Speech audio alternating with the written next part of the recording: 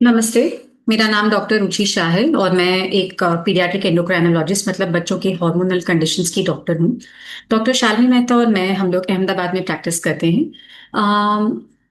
बच्चों के डायबिटीज के बारे में जो ये लेसन सीरीज है, इसमें ये डायबिटीज लेसन्स 2 जो है, ये बेसिकली इंसुलिन के ऊपर है। अलग अलग प्रकार के जो इंसुलिन हमें मार्केट में अवेलेबल होते हैं, वो किस प्रकार काम करते हैं, और इंसुलिन का जो काम करने का पद्धति है, इसका जो तरीका है काम करने का, अगर इसको हम बेटर तरीके से समझते हैं तो हम ज्यादा अच्छे से शुगर कंट्रोल कर पाते हैं बच्चों में। ठीक है। सो इंसुलिन की जो डिस्कवरी हुई, शोध हुई, वो हुई 1922 में, आज से 103 साल पहले। और इन जेंटलमैन के पहले बहुत सारे लोगों ने ऐसे जो एक्सपेरिमेंट्स किए थे, उससे हमें ये पता चला था कि हमारा जो स्वादुपिंड है, जिसको हम पक्वाशय भी बोलते हैं, इंग्लिश में हम इसको पैनक्रियाज बोलते हैं, इसका कुछ तो लेना देना है हमारे डायबिटीज होने के साथ। सो अगर अलग अलग प्राणियों में अगर ये पैनक्रियाज को निकाल दिया जाए तो इनको डायबिटीज होता है, ये समझ में आया था। इन लोगों ने मिलकर बहुत सारे एक्सपेरिमेंट्स किए।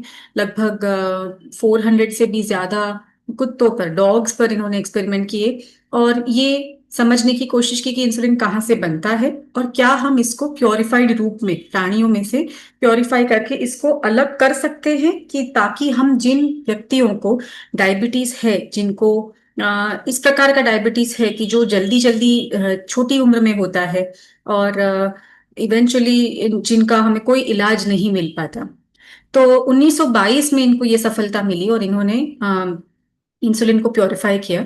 और उसके बाद इनको ये बच्चा लेनर्ड थॉम्सन करके सबसे पहली बार इसको 14 साल की उम्र पर ये इंसुलिन दिया गया। और जैसे हमें पता है कि इंसुलिन जैसे हमारे लिए लाइफ सेविंग हार्मोन है, ये बच्चा काफी इम्प्रूव कर गया और ये करने के बाद भी वो कई साल जिया। सो वहां से लेके अब तक हमने बहुत ज्यादा तरक्की की है। पिछले 103 साल में इंसुलिन को बनाने के कई अलग अलग तरीके ढूंढे गए हैं और अब हम ये जो प्राणियों में से एनिमल डिराइव्ड इंसुलिन जो होता है, इसको हम यूज नहीं करते हैं। हम इसको प्योरिफाइड फॉर्म में ये फैक्ट्री में बनाया जाता है, जो वायरस या बैक्टीरिया में उसको एक प्रकार से कुछ उसमें चेंजेस करके वो बनाया जाता है और वो बहुत हाईली प्योरिफाइड है। तो अभी हमें जो इंसुलिन मिलता है, उसमें एलर्जिक रिएक्शंस बहुत ज्यादा अनकॉमन है। इसमें लोकल जो प्रॉब्लम्स होती हैं वो नहीं होती। सो कई बार जैसे हम जब पहली बार किसी परिवार को मिलते हैं और वो बोलते हैं कि आप तो बोल रहे हो कि इंसुलिन हमें आजीवन देना पड़ेगा, तो इंसुलिन की वजह से कोई साइड इफेक्ट नहीं होंगे क्योंकि ये एक प्रकार की दवाई है और इतना लंबा अगर हम देंगे तो उसको, पर इंसुलिन के खुद के कोई साइड इफेक्ट्स नहीं है। ठीक है। ये बात हमें बहुत ध्यान से समझनी है कि इंसुलिन के साइड इफेक्ट्स नहीं है। किसी भी बच्चे को अगर टाइप 1 डायबिटीज है और उसको लंबे टाइम अगर कोई भी दिक्कत हो रही है, तो वो हाई शुगर की वजह से होने वाली है, इंसुलिन की वजह से नहीं होने वाली है। ठीक है। तो इंसुलिन के बारे में दिमाग में अगर कुछ भी इनिबिशन है तो इसको हमें निकाल देना चाहिए। जिन भी बच्चों को टाइप 1 डायबिटीज है, इंसुलिन उनके लिए जरूरी है, उनके लिए लाइफ सेविंग है। हमारा बॉडी नॉर्मली कैसे काम करता है? नॉर्मली जो भी हम खाना खाते हैं, उसमें से जो भी शुगर, या अच्छे रूप में अगर बोलें तो ग्लूकोज जो भी आंती में से जो रिलीज होता है ब्लड में, उसको बॉडी कैसे टैकल करता है? हमारे पास एक ऐसा इंसुलिन है जो, मतलब जो पैनक्रियास है, वो चौबीसों घंटे थोड़ा थोड़ा इंसुलिन बनाते रहता है। ठीक है। कई बार ऐसा होता है कि अगर हम बहुत लंबे टाइम से कुछ नहीं खा रहे हैं, फास्टिंग कर रहे हैं, फिर भी हमारा बॉडी इंसुलिन जनरेट करता है। क्यों? क्योंकि उस टाइम पे हमारा बॉडी ग्लूकोज जनरेट कर रहा होता है उसको यूज करने के लिए। तो उसको भी कंट्रोल में रखने के लिए बॉडी जो इंसुलिन बनाता है वो स्टेबल लो आउटपुट इंसुलिन होता है। इसको हम बेसल रिलीज बोलते हैं, इंसुलिन का बेसल सिक्रीशन बोलते हैं। जब भी हम खाना खाते हैं और उस खाने में किस मात्रा में ग्लूकोज है, उसके ऊपर डिपेंड करता है। ये बहुत ही ज्यादा रफ इमेज है, ये कुछ साइंटिफिक रूप से नहीं रिप्रेजेंट कर रहा है, पर ये समझने के लिए है कि जब भी हम खाना खाते हैं तो उसमें से जिस प्रकार से भी ग्लूकोज रिलीज होता है, उस प्रकार से बॉडी एक्स्ट्रा इंसुलिन बनाता है, जो जल्दी जल्दी आता है, जल्दी जल्दी काम करता है और फिर सिस्टम से निकल जाता है। तो ये जो है, जो 24 घंटे थोड़ा थोड़ा इंसुलिन जो बॉडी बनाती है, इसको हम बेसल सिक्रीशन बोलते हैं। और ये जो बीच बीच में आते रहता है, जब भी हम ग्लूकोज वाला खाना लेते हैं तब, तो इसको हम बोलस सिक्रेशन कहते हैं। ठीक है। सो जब भी कोई बच्चे को टाइप 1 डायबिटीज है, मतलब अगर बच्चे की बॉडी बिल्कुल इंसुलिन नहीं बना रही है, तो उसको हमें इंसुलिन ऐसे देना है ताकि हम ज्यादा से ज्यादा शरीर का जो नेचुरल प्रोसेस है, जो कुदरती रूप से शरीर जिस प्रकार से इंसुलिन बनाता है, उसको कॉपी कर सके, उस प्रकार से दे सके, ताकि हम ज्यादा से ज्यादा शुगर्स को कंट्रोल कर सके। ठीक है। तो जो भी बच्चे को टाइप 1 डायबिटीज है और जो इंसुलिन पे है, जिनकी बॉडी इंसुलिन नहीं बनाती, उन बच्चों को हम जो इंसुलिन के रेजिम देते हैं, इसको बोलते हैं बेसल बोलस रेजिमेन, जिसमें दो प्रकार के इंसुलिन होते हैं। एक इंसुलिन ऐसा होता है जो बैकग्राउंड में काम करता है, और एक इंसुलिन ऐसा होता है जो खाना आने पर हमें देना होता है। ठीक है, खाना खाने से पहले। सो इसको बेसल बोलस रेजिम बोलते हैं। जिन भी बच्चों को टाइप 1 डायबिटीज है, ये वापस मैं दोहरा रही हूँ, वो जरूरी है कि ये बच्चे बेसल बोलस रेजिम इंसुलिन पर हो। सो बहुत ही अलग अलग प्रकार के इंसुलिन अवेलेबल है मार्केट में। लार्जली अगर इनको हम कैटेगराइज करें, तो बोलस इंसुलिन जो होते हैं, जो शॉर्ट एक्टिंग, जो कम समय में काम करते हैं, इनमें 3 प्रकार की कैटेगरी होती है। अल्ट्रा रैपिड एक्टिंग इंसुलिन, जो बहुत ज्यादा जल्दी काम करते हैं, रैपिड एक्टिंग इंसुलिन, और शॉर्ट एक्टिंग रेगुलर इंसुलिन। ठीक है। तो ये सारे ब्रांड जो है, जैसे फियास, लूमजेव, रैपिड एक्टिंग में ये बहुत सारे ब्रांड्स अवेलेबल है, Humalog, Humalog junior, quick pen, एग्लूसन rapid, NovoRapid, Apidra, etcetera. और रेगुलर इंसुलिन में भी काफी सारी ब्रांड्स अवेलेबल है। ये ब्रांड अलग अलग हो सकती है, पर इनमें इंसुलिन जो है, जैसे एक्ट्रापिड है या इंसुजन आर, यूमिंसुलिन, ये सारे ब्रांड्स में इंसुलिन रेगुलर इंसुलिन आता है। सिमिलरली इसमें अलग अलग प्रकार के इंसुलिन होते हैं, पर ज्यादातर इनकी काम करने की पद्धति सिमिलर होती है। उसी हिसाब से बेसल इंसुलिन में जो हमारे पास अवेलेबल है, उसमें एनपीएच और डेटामीर अब हम इतना ज्यादा इस्तेमाल बच्चों में नहीं कर रहे हैं। सबसे ज्यादा जो कॉमनली यूज होता है जो इंसुलिन, बैकग्राउंड इंसुलिन के रूप में, वो होता है ग्लार्जिन। ग्लार्जिन के बहुत सारे अलग अलग ब्रांड्स अवेलेबल है मार्केट में, पर इन सब में जो जिनको हम जेनेरिक नाम बोलते हैं, ये ग्लार्जिन होती है। ठीक है। फिर एक ग्लार्जिन U 300 आती है 2GO के नाम से, और एक डेग्लुडेक आती है जो ट्रेसिपा के नाम से आती है। ठीक है। तो थोड़ा सा समझने की कोशिश करते हैं कि ये कैसे काम करते हैं। रेगुलर इंसुलिन जो होती है, जनरली इनके नाम के पीछे आर लिखा होता है। रेगुलर इंसुलिन मतलब रेगुलर, ये नाम ही है उसका, रेगुलर मतलब मीनिंग से नहीं है, नाम ही इसका रेगुलर इंसुलिन है। ठीक है। सो ये काम करने में, शुरू करने में, जैसे मैंने जहां दिया चमड़ी के नीचे इंसुलिन का पेन लगाया, वहां से वो ब्लड में मिक्स होने तक में जो टाइम लेता है, वो आधे घंटे का समय लेता है। ठीक है। तो इसके लिए बहुत जरूरी है और याद रख कंपलसरी है कि बच्चे के खाने के आधे घंटे पहले हम बच्चे को इंसुलिन लगाएं। ठीक है। फिर ये मैक्सिमम इफेक्ट पर पहुंचता है, जहां से मैंने दिया है वहां से धीरे धीरे वो खून में मिल रहा है, और सबसे ज्यादा एक्शन पे होता है वो 2-2.5 घंटे के ऊपर देने के बाद, और धीरे धीरे फिर उसकी असर चली जाती है। प्रैक्टिकली हम लोग 4 से 6 घंटे गिनते हैं, पर थियोरिटिकली ये 8 घंटे तक ऑलमोस्ट बॉडी में होता है। पर जब भी ये नीचे आ रही जो असर है इंसुलिन की, मतलब जो कम हो रही है, वो इतना ज्यादा मेजर खाने को कवर नहीं कर सकती। सो सपोज से फॉर एग्जांपल, अगर ये समय में यहाँ पे बच्चा बिस्किट खा रहा है, तो वो बिस्किट में जो शुगर है, इसको ये इंसुलिन कवर नहीं कर पाएगा, और बच्चे का शुगर बढ़ जाएगा। ठीक है। दूसरे जो होते हैं रैपिड एक्टिंग इंसुलिन, जैसे कि यूमोलॉग, जैसे कि नोवो रैपिड, तो ये जो है वो जल्दी काम शुरू करते हैं, काफी जल्दी काम शुरू करते हैं। 5 से 15 मिनट एवरेज में इनके काम शुरू हो जाता है। 30 to 45 मिनट्स में ये मैक्सिमम इफेक्ट में पहुंच जाते हैं, जो सबसे ज्यादा मैच करता है। बच्चा खाना खा रहा है, बच्चे का खाने में आधे घंटे में ही खाना मैक्सिमम अभी ब्लड में मिक्स हो रहा है, राइट, और लगभग 4 घंटे में इनकी असर खत्म हो जाती है। ठीक है। उससे भी ज्यादा अल्ट्रा रैपिड जो एनालॉग्स आते हैं, जैसे कि फियास, तो ये बहुत जल्दी काम शुरू करते हैं। तो प्रैक्टिकली बोलते हैं कि हम इंसुलिन देने के 5 मिनट में या तुरंत ही खाना खाने को बैठ सकते हैं। ठीक है। अब इनमें कई बार बच्चों की लाइफस्टाइल के हिसाब से हमें इंसुलिन सेट करना पड़ता है। कुछ बच्चे, जैसे बहुत छोटे बच्चे होते हैं, कई बार वो ग्रेजर्स होते हैं, तो उनको एक टाइम में बैठ के अच्छे से खाते नहीं हैं। वो कई बार आधा खाना खाएंगे, फिर वापस थोड़ा खाएंगे, फिर वापस थोड़ा खाएंगे। तो जब बच्चे ऐसे करते हैं, तो कई बार ऐसा होता है कि उनके लिए रेगुलर इंसुलिन ज्यादा सूट करता है। कुछ बच्चे ऐसे होते हैं जो हमें पता नहीं होता है कितना खाएंगे, है ना। तो कई बार क्या करते हैं, हम इनको फास्ट एक्टिंग इंसुलिन देते हैं और बोलते हैं कि आप एक सर्टेन डोज खाने से पहले लगाओ, पर अगर बच्चा उससे ज्यादा ले रहा है, खा रहा है, तो बाकी का यूनिट आप खाना खाने के इमीडिएटली बाद लगा दें। ये बहुत जरूरी है कि हम इंसुलिन खाना खाने से पहले लगाएं, ताकि खाना जब डाइजेस्ट होके खून में मिलना शुरू करता है, तब ऑलरेडी इंसुलिन वहां है, ताकि वो जैसे जैसे ग्लूकोज ब्लड में आ रहा है वैसे वैसे वो खाली हो रहा है। ठीक है, ताकि हम खाने के बाद जो शुगर का स्पाइक आता है उसको अवॉइड कर सकें। बहुत बार अगर हम ग्लूकोमीटर से शुगर चेक कर रहे हैं तो हम खाने के आधे घंटे एक घंटे में शुगर चेक नहीं करते हैं। वहां पर भी शुगर नॉर्मल रखना जरूरी है, और वो हम तभी कर पाएंगे जब खाने को इंसुलिन के एक्शन के साथ बिल्कुल अच्छे से मैच करें। ठीक है। अम, देखो, अगर कोई बच्चा है जो 300 शुगर पे ले रहा है, शुगर इंसुलिन लगा रहा है, तो रेगुलर इंसुलिन जो है इसको 2 घंटे पे नीचे लाएगा। ठीक है।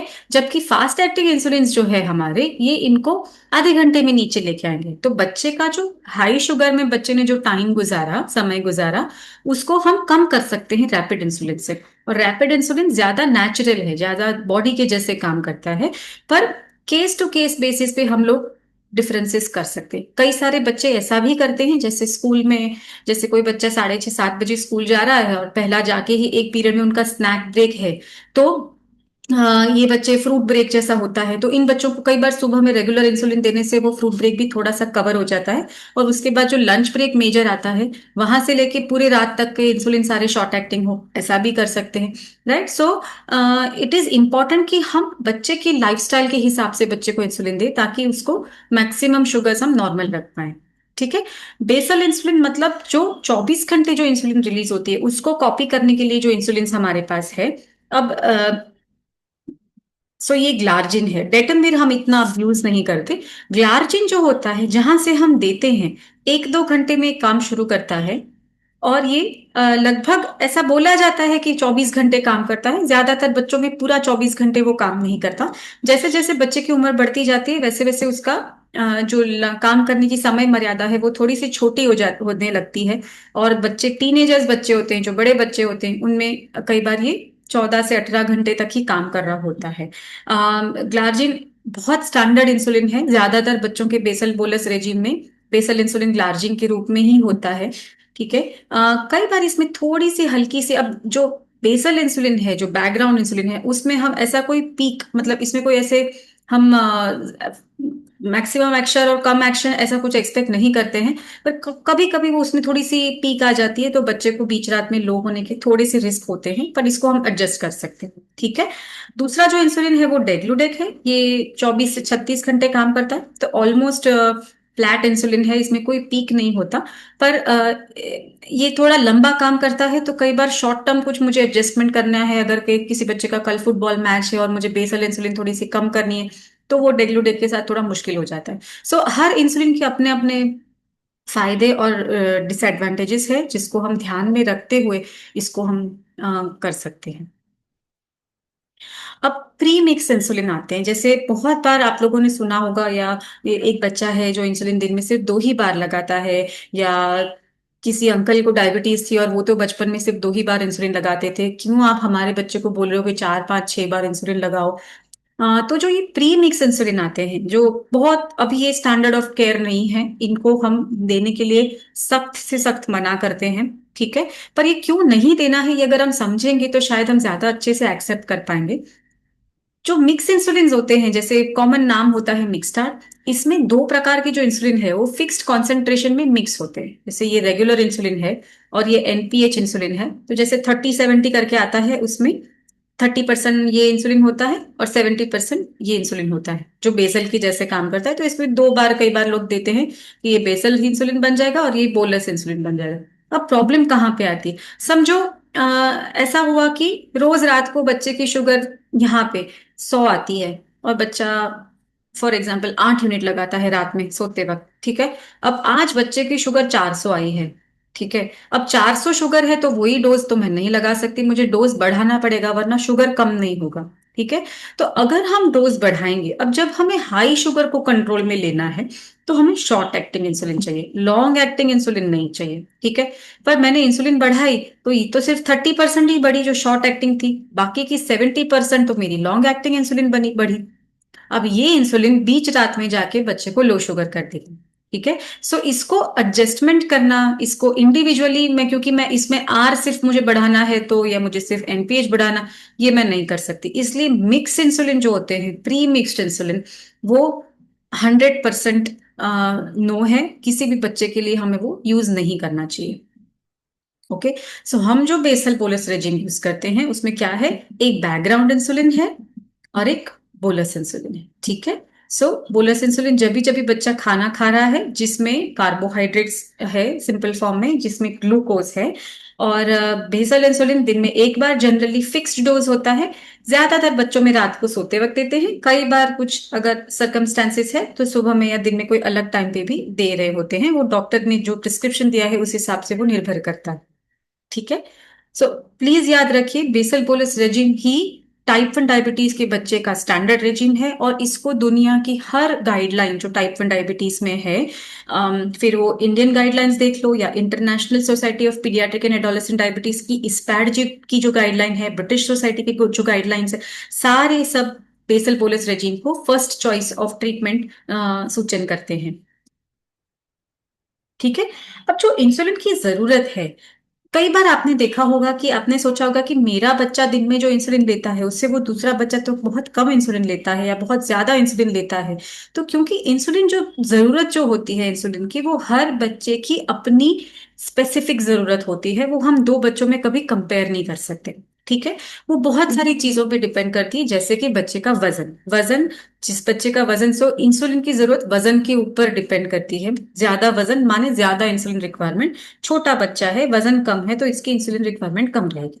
फूड पैटर्न, कई बार बच्चे, कुछ बच्चे ऐसे होते हैं जो स्कूल जाने से पहले बिल्कुल नहीं खा पाते तो उनको सुबह में कम डोज चाहिए, पर जब वो वापस आते हैं तो वो इतना भूखा होते हैं कि वहां उनको ज्यादा डोज चाहिए।